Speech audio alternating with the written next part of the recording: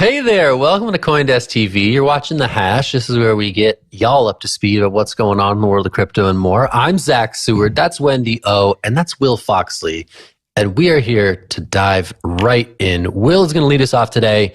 Big time fireworks over on Capitol Hill. Gary Gensler sitting before the House Financial Services Committee. Will, what do you got?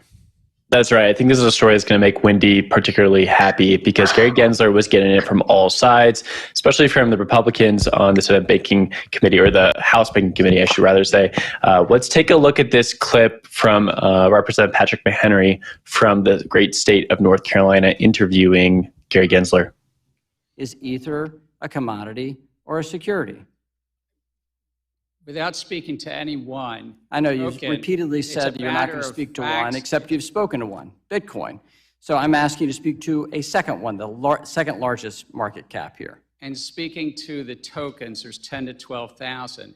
If there's a group of entrepreneurs in the asking middle, about one. The public is anticipating a profit based on the... I'm asking you a specific question, Chair Gensler.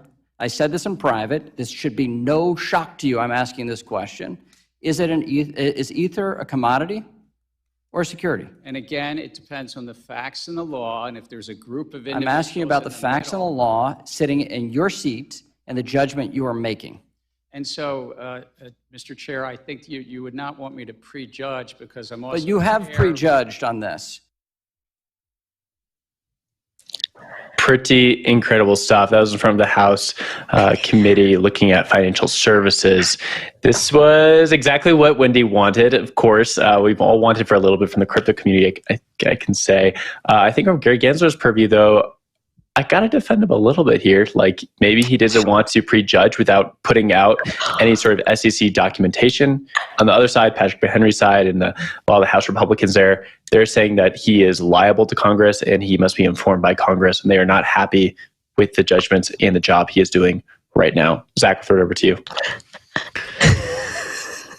Yeah, that was some fireworks, man. That was spicy. That was some good stuff. I mean, this is what's going to happen today. What's going to happen today is there's going to be a lot of lawmakers who are saying, hey, some of my constituents, some of them are working for crypto firms. They want to know the rules to play by. They're not trying to flaunt the rules. They're not trying to break the rules. They just want the rules.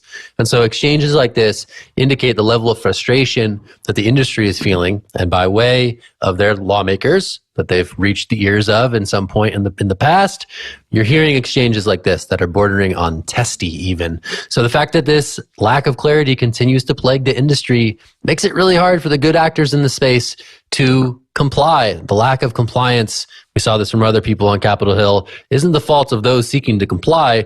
They're alleging that it's the fault of Gary Gensler's SEC for failing to provide those rules of the road. And I think, as we're going to talk about later, is sort of people are looking elsewhere. People are looking to other countries to maybe set up shop. And I think ultimately this could be quite negative for the U.S. if this lack of clarity continues to persist and people doing their best to work above board within this industry keep falling under the SEC's hammer, seemingly all willy-nilly. It's kind of hard to say what's going on. But yeah, Wendy, I'm going to toss it to you. You probably have a spicier take. What did you think when you saw that exchange? Well, today is the best day ever for me of 2023. It is so nice to see justice start to be served. I know that this is a long time coming. I know this is going to take a very long time, but it's just absolutely amazing how somebody who is in control of supposedly regulating cryptocurrencies not be able to give a clear answer. This man is getting paid with our taxpayer dollars to do a job. He can't even answer properly when being questioned. And he probably knew what questions he was going to be asked because it's a fun game between the red and the blue. But again, it's very embarrassing for America. We're hearing a lot of crypto companies wanting to leave overseas, which again is dangerous to lower level capitalism. It's dangerous to entrepreneurism. It's also dangerous to the United States of America economy as far as innovation goes. People came to America for a better quality of life, to have businesses, to live a lot more freely than where they were originally. I know that because my ancestors came here. And what we're seeing happening in 2023 is not only predatory, but it's very, very ridiculous. And I'm just happy to finally see the other public servants step in and ask questions and see what's going on and do an investigation. But I do remember our conversation yesterday with Will. Will was like, you know, you didn't say it was a nothing burger, but you said it's going to take some time to, to follow through. But at the same time, I understand that, but I'm just happy to see some progress being done because we haven't had any progress. We haven't had anybody step up to check Gary Gensler and the other public servants that are getting paid with our taxpayer dollars. And that's where I draw the line. Yeah, grilling is certainly fun. I think everyone enjoys that, like a little back and forth here. And I think this just sort of highlights the tension between the two sides, right? As much as a lot of people in crypto do not want this to be a political issue, it is an issue more and more. And I think it will take a centerpiece in the next election, the next presidential cycle in 2024. Why? Because I think Bitcoin mining with its energy policies and with the climate change controversy there is one issue. And then CBDCs in the privatization of money or the publicization of money, another debating point. I think we're going to see this go just headlong between the two different political sides, and we're going to see more of these back and forths. I think it's important to note Gary Gensler is appointed by the Biden administration, right? He is running the SEC at the behest of that administration, while Congress, and especially in this Financial Services Committee, it's more Republican leaning, right? So I think we're going to see more of this. There's going to be more fireworks. Wendy, you'll certainly enjoy it. Zach, last thoughts? Yeah, I mean, you got to make hay while the sun's out, right? And I think Republicans on this House committee see an opportunity to paint Biden's executive branch as being incompetent, at least in this particular task. I don't personally see that crypto is going to be a major factor in the 2024 elections. I think it's too niche, really, that most people, honestly, in America still don't fully care. But that doesn't mean that these politicians are going to waste the opportunity to lambaste Gensler over, what I think all observers would indicate is pretty sort of uneven application of these rules, right? An uneven application and an unfair position in terms of not sort of presenting, again, these rules of the road. You saw this letter from congressional Republicans yesterday preceding this hearing saying, hey, man, their lack of compliance, it's on you, it's not on them. And I think that people in the industry certainly feel that way. And I think that's a fair assessment of what's going on. If you strip aside all the politics and all the mudslinging even, I think it is a fair assessment that the industry itself has been saying for years now, just give us some clear rules, give us some clarity. And this SEC has been unable to provide that. You had Hinman years ago say that ETH, by his estimation, looked like a commodity. That is not codified into law, and yet an entire industry has sort of been built upon whatever light reassurances that one commissioner's stance some years ago. It gives them the assurances that they can continue to build in a lawful manner. And I think that, the fact that McHenry there was really drilling down on ETH is really important because Bitcoin, Gensler has been clear about, but ETH, which is obviously the big elephant in the room, hasn't benefited from that clarity, at least around Gensler's public statements. So that was definitely a good one to go in on. Last word to Wendy, and then we'll change gears quickly. Really quickly, it was just reported earlier today, Coinbase to consider leaving the U.S. if regulatory clarity doesn't emerge, CEO says. Again, they said the word consider, it is not that they're going to, and I think that is very important. Oh, that's what you were going into. So that's a perfect segue. That was an amazing segue. Thank you so much, Wendy. That was lovely. We're going to talk about a little bit of a global regulatory shuffle. You're hearing noise out of Coinbase and others saying that, hey, if it keeps up like this in the U.S., we're taking our ball, we're going elsewhere. He made some statements that maybe the UK is going to be a bit more hospitable to this industry going forward. Meanwhile, we're seeing other firms that had historically been based in crypto-friendly jurisdictions, such as Singapore, up and move. That's Luno, full disclosure. Luno is owned by CoinDesk parent company DCG. And you're just seeing this map sort of repaint itself. You got the UAE, you got the Dubai stepping in saying, hey, we're going to accept crypto firms. We're going to license them a bit more rigorously than we had in the past. Obviously, Hong Kong has made similar steps earlier this year as well. So clearly what's happening in the US with the crypto crackdown in the wake of the FTX implosion is creating opportunity for other countries to come in and say, hey, set up shop here. We want you. And I think Coinbase and others are making that a bit more loudly known that they're seriously considering some of those offers. I'll toss it to Will. What do you see is going on here in this global shakeup?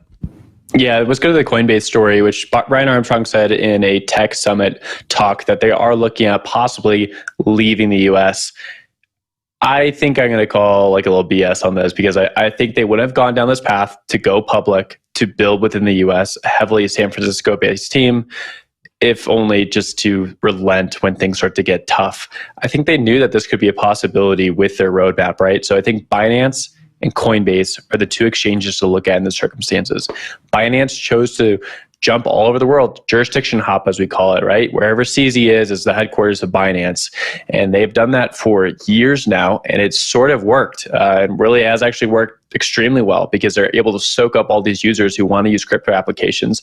And they use Binance. They use Binance as their bank accounts all over the world. And they're not able to operate in some jurisdictions, but they're able to operate in a ton of jurisdictions to be able to soak up all these users. And now they're the largest exchange. Coinbase went the opposite way, right? They said, we're going to focus on the US. We're going to be compliant. We don't really know what compliant means, but we're going to try to be compliant. We're going to publicly list. We're going to continue to build products in the US for US residents or for Western users. It's worked as well, just like they're a smaller scale. They're not as big as Binance, but they have some of the best liquidity, best pricing. They have some of the best products out there, one of the best name brands. And so I think it's worked in a different way. And for them just to give up on that because they get a Wells notice, I just don't see that happening. I think this is more posturing from Brian Armstrong. I do think that they will continue to explore moving overseas. They do have some Coinbase arms of different countries. Why not continue to grow those just as a backup plan?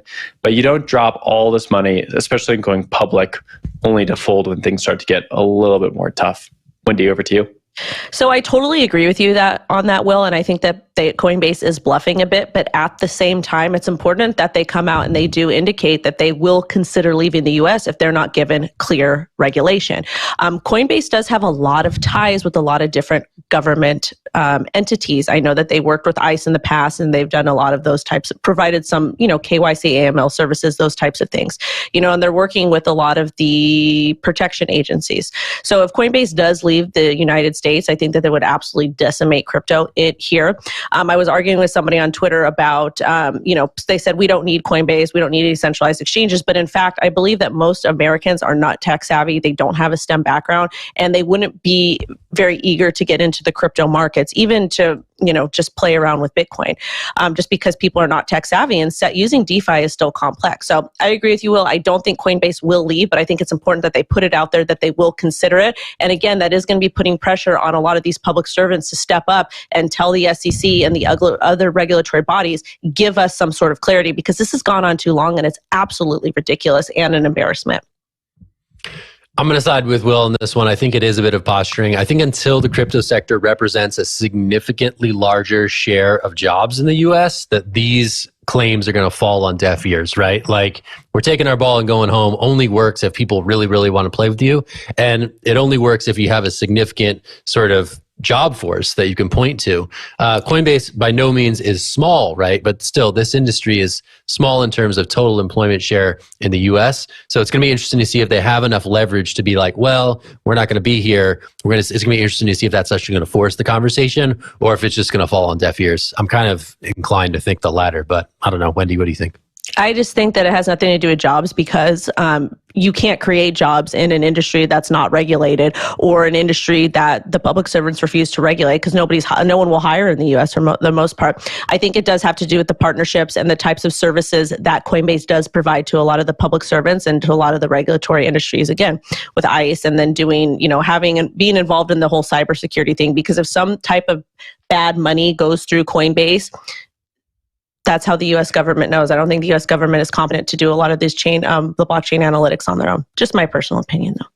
And it's a fair point, right? When the U.S. government sold that Bitcoin the other day, a few weeks ago, they used Coinbase to do that. So definitely likely. The one thing I'd bring up here is that a lot of Americans do hold crypto in some form or do have exposure to it. The last poll I saw, I think it was about a year old at this point, but it's around 17% of Americans hold crypto. So I think what Coinbase is really doing here is leaning into public sentiment. This is something that's only going to grow in importance, and Coinbase needs to be around. Coinbase is the most important product in crypto right now, arguably, for at least U.S. residents.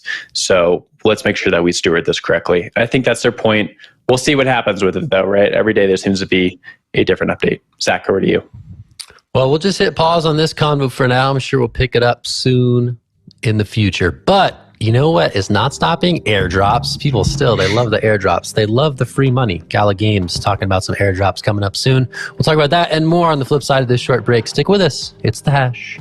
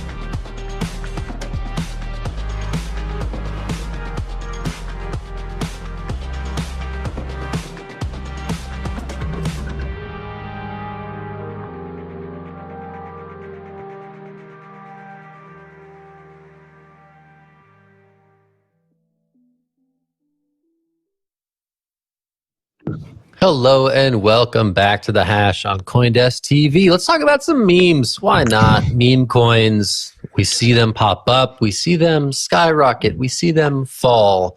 Now in the rocket phase is the Pepe coin. Pepe the Frog, a famous meme who's had a long life on the internet and has come to represent many a different thing, is now being turned into a coin. Move over Doge, move over Shiba Inus. We got Pepe here, and some people are buying the hype and potentially even reaping some profits on it. All right, let's talk about the meme coin phenomenon. Wendy, what's your take on this one? Pepe, is it all fun and games? Are people going to get hurt? What's your take on these things? This is the thing. Anytime you hear the word meme, expect these things to pump like crazy. Do not chase green candles. And if you want to get in and have fun, please consider using a very small amount of disposable income. I highly doubt this thing will stick around longer. If it does, I would be surprised. I would be happy. I love to see funny things come to life in Web3.